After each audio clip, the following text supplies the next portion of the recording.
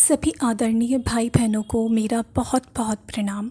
आशा करती हूँ आप सभी लोग स्वस्थ होंगे और गुरुदेव के कार्य को पूरा करने के लिए अपने तन मन से जितना हो सकेगा अपने अपने स्तर पर प्रयास कर रहे होंगे।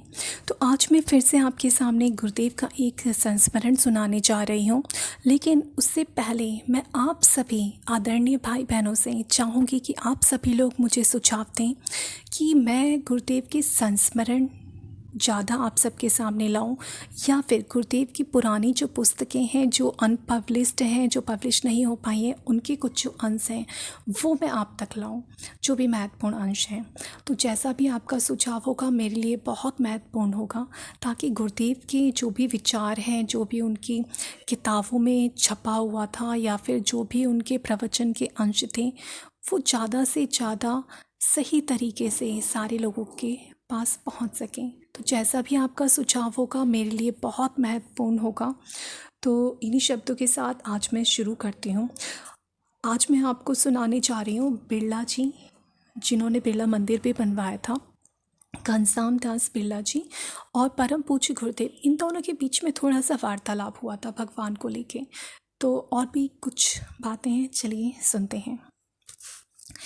एक दिन हम अखंड ज्योति संस्थान आए। वहाँ से गुरुदेव तपोभूमि पैदल आते थे, हम भी उनके साथ पैदल आए।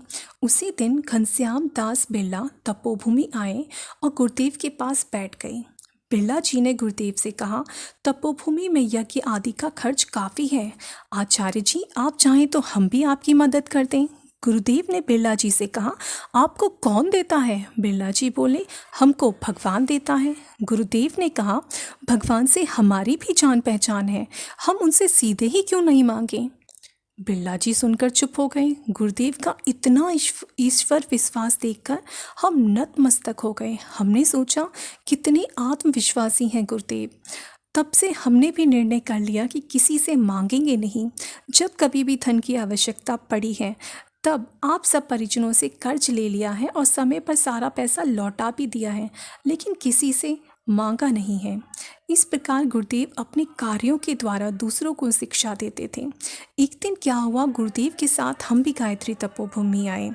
हम उनके पास बैठकर जो बातें वे दूसरों से करते थे उनको सुनते थे। उनके पास एक व्यक्ति आया और गुरुदेव को नोटों का पुलंदा दिया। गुरुदेव ने कहा, हम इसका क्या करेंगे? वापस कर दिया, मगर वह व्यक्ति जिद पर पकड़ गया, नहीं यह पैसा आपको लेना ही है। उसने रुपया वापस नहीं लिया। गुरुदेव ने पैसे ले लिए और उससे कहा, हमारे साथ चल। हम भी उसके साथ ही थे। बाजार में जाकर एक दुकान से उन पैसों से कंबल खरीदे और उसको साथ लेकर जहाँ गरीब लोग खड़े थे, ठिठुर रहे थे, उनमें कंबल वितरित करा दिए। हमने सोचा गुरुदेव को गरीबों के प्रति कितनी करुणा है। जब भी गुरुदेव किसी दुखी को देखते थे उनकी आंखों में आंसू आ जाते थे और उनके पास जो भी सुख साधन थे उसको बांट देते थे और उनके दुखों को बटा लेते थे। ऐसे करुणा के सागर थे गुरुदेव। गुरुदेव जब भी अखबार में पढ़ते थे कि दहेज के कारण लड़की को जला दिया गया तो उनकी आंखों में आंसू आ जाते थे। दहेज के दानव के प्रति उनका बड़ा रोष था, समाज की कुरीतियों के प्रति उनका बड़ा रोष था। हमने जीवन में गुरुदेव से बहुत कुछ सीखा है। प्रणाम। आप भी कोशिश करिए कि अपने बेटे की शादी में दहेज ना लें। प्रणाम।